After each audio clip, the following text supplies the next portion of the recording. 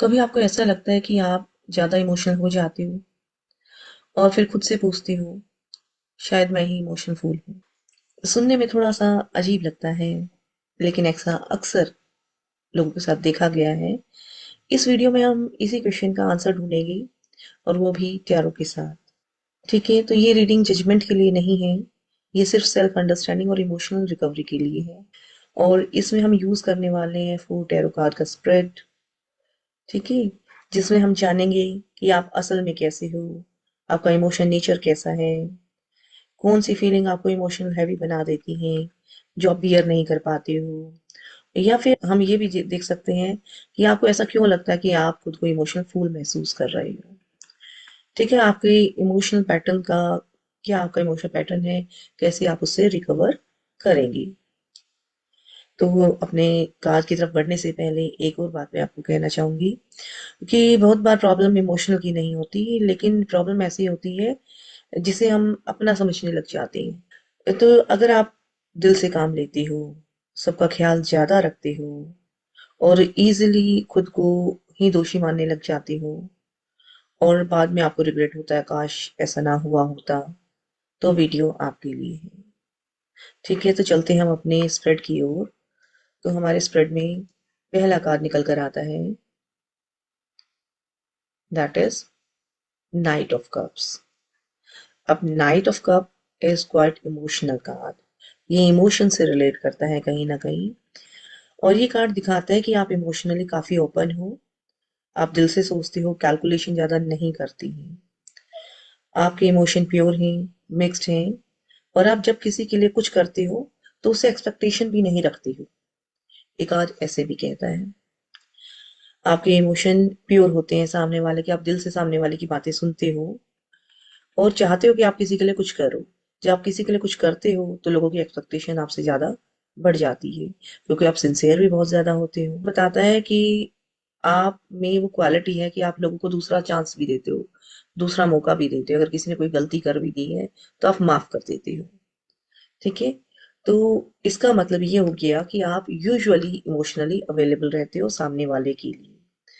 ठीक है, अब हम देखते हैं कि ठीक है, आपने आपका बेसिक नेचर हमें पता लग गया, आप इमोशनल भी हैं, आप दूसरों के लिए अवेलेबल भी रहते हो, दूसरों को सपोर्ट भी करते हो, लेकिन आपको इमोशनल हैवीनेस क्यों फील होती है, ऐसी फीलिंग क्यों आती है कि आप बहुत ज्यादा फंसा हुआ खुद को महसूस करती हैं। तो इसका जवाब देगा हमारा second card, that is ten of wands. Ten of wands, ठीक है, इस पर्सन ने बहुत सारी वॉन्ड्स पकड़ी हुई हैं। तो यही आपका वो फेज है जहाँ पे आपको थोड़ा सा हैवीनेस महसूस होती है, खुद को वीक समझने लग जाती हैं। ठीक है, तो ये इमोशंस हैवीनेस नहीं होती है एक्चुअली। ये होती है कि जब आप दूसरों की हेल्प जरूरत से ज्यादा करते हो तो उस टाइम आप मेंटली डिस्टर्ब भी हो जाते हो, क्योंकि आप अपने बारे में नहीं सोचते हैं। ठीक है, दूसरों का लोड भी आप अपने ऊपर ले लेती हो। आपको लगता है कि आप इसको इसकी सिचुएशन से बाहर निकाल रहे हो, इस पर्टिकुलर पर्सन को आप उसकी सिचुएशन से बाहर निकाल रहे हो, उसकी बातें सुन रहे हो, उसको एम्पैथी शो करते हो। सुनना कोई गलत बात नहीं है, लेकिन आप ना चाहते हुए भी दूसरे की बातों को बार बार सोचने लग जाते, ये पर्सन इस प्रॉब्लम में है और मुझे इसकी हेल्प करनी चाहिए। और आप जब खुद से ज्यादा किसी और के बारे में सोचते हो, ठीक है, उसे करंट प्रॉब्लम के बारे में सोचते हो, तो आपको मेंटल स्ट्रेस आता है। और ये कार्ड ये भी बताता है कि आप धीरे धीरे ही सही, लेकिन जो आपके सराउंडिंग में एक इमोशंस का आप एक ट्रैप क्रिएट कर रहे हो। ठीक है, सामने वाले की बातों को आपको, सारी बातों का आपको नहीं पता होता, क्योंकि उस पर्सन ने अपना सारा रियल फेस आपको नहीं बताया होता। उसने वही फेस आपको बताया है जो फेस वो आपको दिखाना चाहता है, बताना चाहता है, जिससे आप उसको इमोशनली सपोर्ट कर सको, और कि आपके चारों तरफ जो आपके पास इमोशन का ट्रैप बना, आप उससे निकल नहीं पाओगे। ठीक है, जिससे होता ये है, नेगेटिव साइड की अगर मैं बात करूं तो आपका दिल भर जाता है कि खुद को उस पर्सन की जगह रखिए, उस सिचुएशन में रखिए, जैसे जैसे सिचुएशन सामने वाले पर्सन ने आपको एक्सप्लेन करी, आप उस सिचुएशन में खुद को फील करने लगते हो। जब आप किसी दूसरे की जगह खुद को रखते हो तो आप ज्यादा बुरा महसूस करते हो। ठीक है, इसीलिए कार्ड इमोशनल बर्नआउट का भी कार्ड है। राइट, अब हम मूव करते हैं थर्ड कार्ड की तरफ, जो हमें बताएगा कि आपको ऐसा क्यों लगता है कि आप फूल हैं, क्यों आपको ऐसा लगता है कि आप खुद को ठगा हुआ महसूस कर रहे हैं। तो ये कार्ड है हमारे पास सेवन ऑफ सॉर्ड्स, अगेन एक इंटेलिजेंट कार्ड। राइट, तो ये जब कार्ड जब भी रीडिंग में आएगा तो क्लियर मैसेज ये है कि आपकी ऑनेस्टी का फायदा लोग उठा रहे हैं, आपको मिस यूज करने की कोशिश कर रहे हैं। आप सीधे हैं लेकिन सामने वाला उतना सीधा नहीं है। सामने वाला आपको अपना ट्रू फेस नहीं दिखा रहा। सामने वाला सिर्फ वही चीज बता रहा है जो उसे दिखाना है। ठीक है। तो सेवन ऑफ सोर्ड्स आपको बताएगा कि सामने वाले ने आपको को पूरी बात नहीं बताई हुई है। ठीक है। आपसे प्रॉमिस जरूर करेगा कि उसकी इंटेंशन क्लियर है, जो ऐसी बात है मैं आपको सच्चाई बता रहा हूँ, सच बता रहा हूँ, मेरे साथ ऐसे ऐसी घटना घटी है। और आप वास्तव उस चीज को वास्तव समझने लग जाओगे, रियलिटी समझने लग जाओगे। और आप उतना ही फेस देख पाओगे जितना फेस सामने वाले ने आपको दिखाया है। तो इससे मैं ये नहीं कहूंगी कि आपके इमोशंस वीक हैं या आप इमोशनली वीक हैं। ठीक है। लेकिन सामने वाले पर्सन ने अननेसेसरी तरीके से आपका ट्रस्ट गेन किया होता है। सारी बातें, क्योंकि every coin has two phases. सामने वाला अपनी कहानी में खुद को बहुत ही दीन दिखाएगा, खुद ही को बहुत ज्यादा सॉफ्ट दिखाएगा, लाचार दिखाएगा। हो सकता है खुद को वो इस तरीके से प्रेजेंट करे आपके सामने कि आपको लगेगा कि नहीं, इस पर्सन के साथ तो बहुत जाते हुई है। ठीक है। आप गलत इसलिए भी महसूस कर सकते हैं क्योंकि आपको सच्चाई का, वास्तविकता का नहीं पता लगा। और जब आपको वास्तविकता का पता लगता है कि जो बताया गया और जो वास्तव में है, रियलिटी है, दोनों में तो बहुत ज्यादा डिफरेंस मिल गया।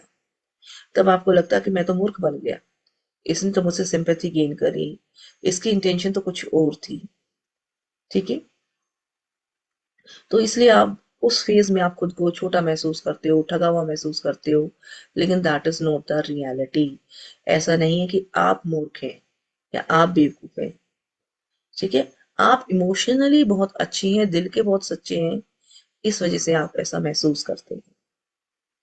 राइट। देन आगे आपके पास नेक्स्ट कार्ड देखते हैं कि हमने रिकवरी कैसे करनी है। और रिकवरी के लिए जो कार्ड हमारे पास आ रहा है, that card is king of cups. Emotions को बैलेंस करें।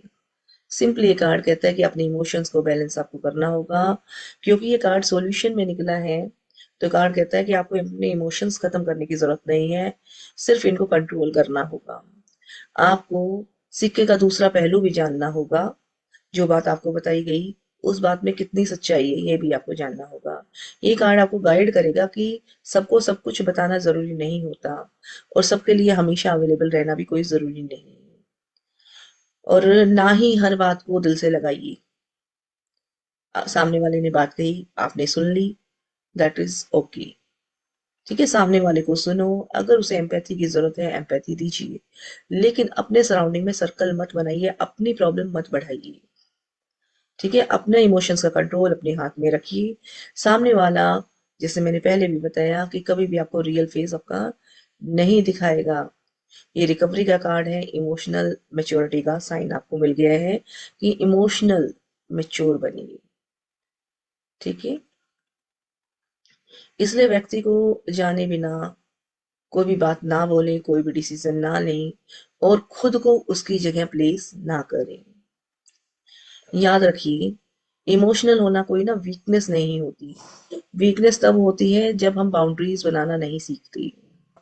इस वीडियो में आई थिंक आपने सीखा होगा कि सेल्फ अवेयरनेस कैसे रहें, इमोशनल मैच्योरिटी को डेवलप करें और हेल्दी इमोशन बैलेंस बनाना भी हमने सीखना होगा। टेरो कभी भी ना फ्यूचर प्रेडिक्शन के बारे में नहीं कहता। टेरो आपको सपोर्ट करता है, टेरो आपको गाइड देता है, गाइडेंस देता है कि आगे आने वाली सिचुएशन को आपने कैसे टैकल करना है।